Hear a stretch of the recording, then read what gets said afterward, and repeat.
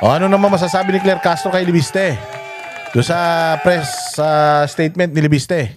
Leandro Leviste said that the Philippines is now under a de facto martial law. So how does Malacanang respond to this statement where he said critics allegedly feel intimidated or selectively prosecuted? Not all wrong opinions deserve a response from the palace. Yun lang. Okay, but given his following, ma'am, and yung mga kubaga parang nakikinig sa kanya with this kind of pronouncements, ano po ang masasabi dito ng palasyo? Unang-una po, mismong mga taga-media, kayo po na miyembro ng MPC ay makakaramdam kung totoo po ba ang kanyang mga sinasabi. Gago, bayad nyo yan eh. Tangina nyo, naka-payroll sa inyo yan eh. Luka-luka ka ba? Natural di magsasalita yan, walang hiya ka oh. Sabi niya hindi siya magbibigay ng opinion, nagbigay pa rin ng opinion. Bobo yan. Bobo yan. Dito kay Congressman Leviste because sinabi niya po na yung mga nag-expose pa daw po ng korupsyon ang tinatarget ng administrasyon nakakasuhan katulad po siguro niya na nag-float ng Cabral Files and etc. Siguro po ano ang response ng palasyo sa nagsasabing yung mga kritiko yun pa ang tinatarget kung sila pa po ang nag-expose ng corruption activities?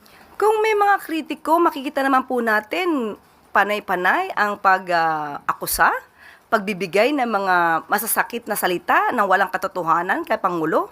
Pero ang Pangulo mismo ay hindi po nagsasampa ng kaso. Kung lumalabag po sa Alam mo, yan ang na-appreciate natin kay Senator, kay Bongbong Marcos. Nonchalant siya. Nonchalant. Hindi siya nagsasampa ng kaso. Ba't naman siya magsasampa ng kaso? Nagbibigay lang naman kami ng feedback ayon sa kanyang performance. Hindi masaya tao sa performance niya. Ano magagawa niyo? Pipilitin namin. Sabihin namin masaya kami kahit hindi. Walang hiya Pero in fairness kay Bongbong hindi siya nagsasampa ng kaso kahit napakaraming mga tao ang bombati ko sa kanya. Sabagay, importante man lang kasi sa kanya. Ganyan daw kasi. Kapag kapuging-pugi ka sa sarili mo, wala kang pakialam sa sasabihin ng iba. Basta ang importante, nanalo ka na. Basta ang importante, di umano, nakakuha ka na ng komisyon. Di umano, baliwala na sa'yo lahat ng mga sasabihin nila. Antayin nyo na mag-2028. Ang sino mang mga nagsasalita o may ginagawang aksyon, nararapat lamang po na sila ay makasuhan dahil po may batas na umiiral sa atin. Di ba? Ayo talaga, ginalit na naman ba kayo ni Auntie Claire? Huwag kayo masyado magalit kay Auntie Claire. Patangina. Wala nang ang utak yan, nagagalit pa kayo. Diyos mio. Paano ba naman tayong hindi nakakahiya sa ibang lahi? Tingnan nyo naman tong balitan to. Putang ina, hindi ba kayo mahihiya dito? Sabi ko nga sa inyo simula, nung naging presidente si Bongbong Marcos, nagka-leche-leche na Pilipinas. Tingnan mo nangyari Pucha ngayon, hindi na patayan, barilan, hindi na ganun. Ang patayan ngayon, rocket na. Putang ina yan.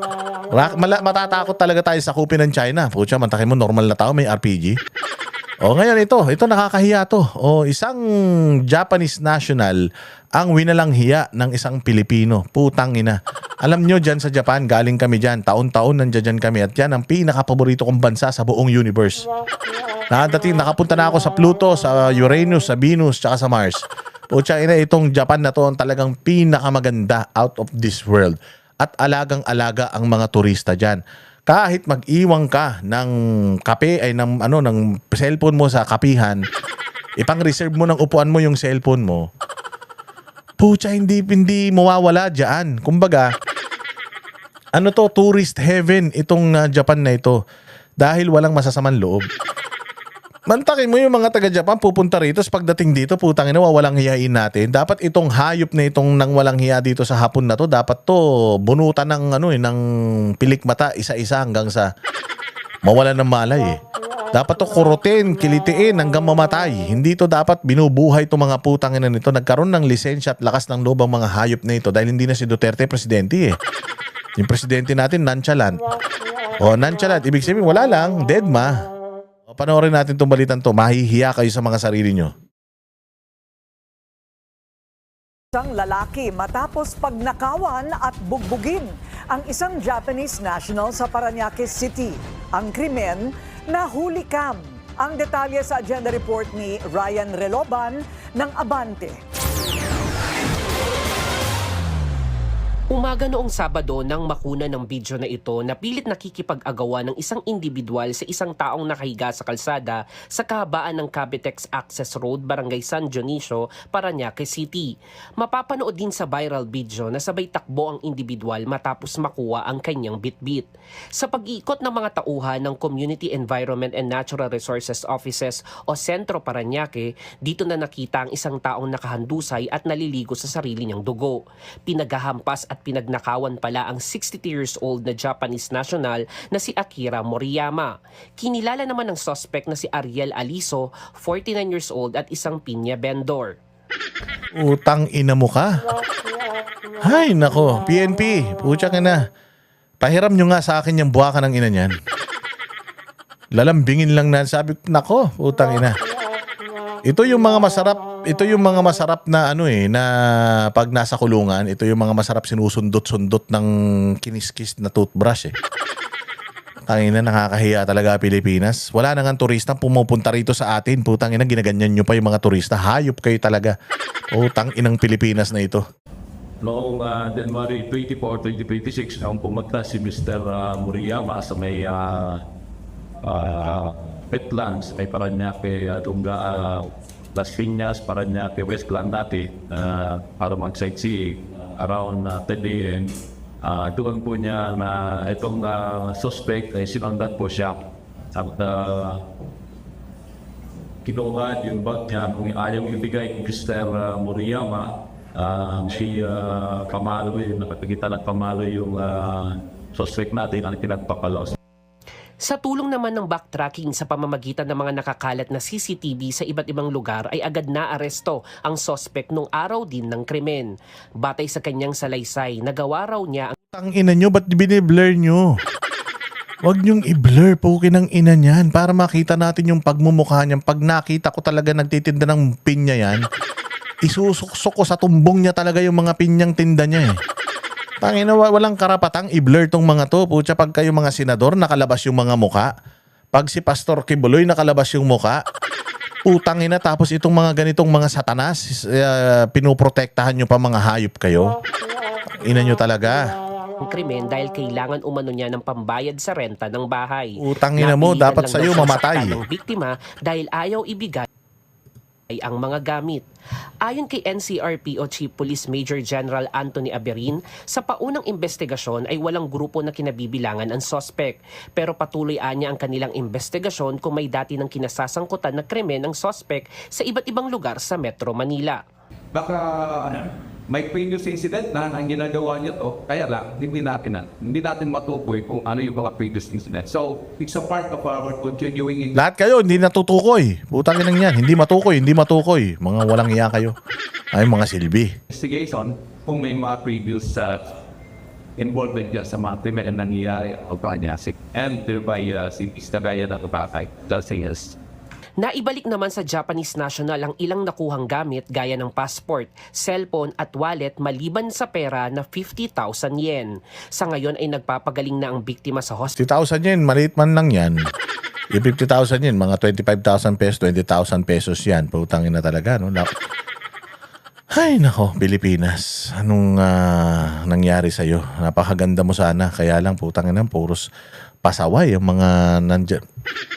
Pupunta na nga ako sa Africa. Babalik na ako sa mga angkan ko. Na mga egoy. Walang hiya talaga. Oh. Anyways, ito ang itsura ng bayang Pilipinas ngayon. Nakakahiya. Nakakahiya presidente. Nakakahiya yung mga kriminal. Angin na. Kailan kaya tayo magkakaroon ng yung sa bagay, nung panahon ni Pangulong Duterte, taas noo tayo eh. Ngayon, hindi. Pucha. Sobrang hirap ng buhay ngayon. Pucha, lahat. Kriminal. Anyways, may pag-asa. Dasal-dasal lang. Magkita-kita tayo ulit sa susunod na vlog. Mag-like, mag-share, mag-subscribe kayo. Mag-follow kayo dyan sa Boss Dada 2.0 ha. O, kita-kits tayo, mga barateros. Kami ang boses ng masa, hindi natatakot. Katotohanan lang, di kami nalulunod. Walang bahid ng sismis, lahat ay totoo. Kahit sino ka pa, Pag mali ka, babanatan ka. Walang pinipili kulay, wala kaming kinikilingan. Basta para sa bayan, kami lalaban. Pag tama, palakpakan. Pag mali, banatan. Di matitinag, di matatakot. Para sa bayan, tuloy ang sigaw. Sa harap ng kamera, walang halong takot. Mga baluktot, lahat kayo'y tutumba. Ang hustisya at totoo, yun lang ang mahalaga. Kahit sinong harang, di kami matitinag. Walang pinipiling kulay, wala kaming kinikilingan. Basta para sa bayan, kami lalaban. Pag tama, palakpakan. Pag mali, banatan. Di matitinag, di matatakot.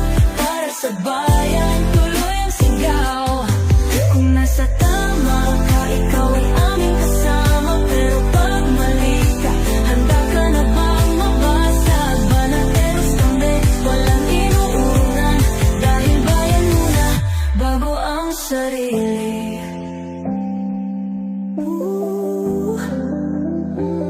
Bago ang sarili.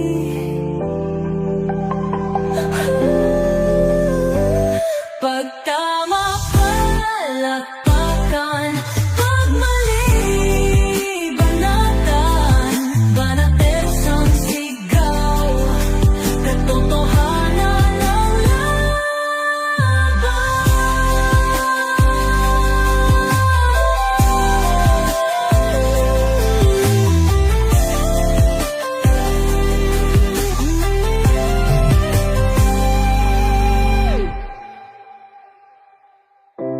Sa harap ng kamera, walang halong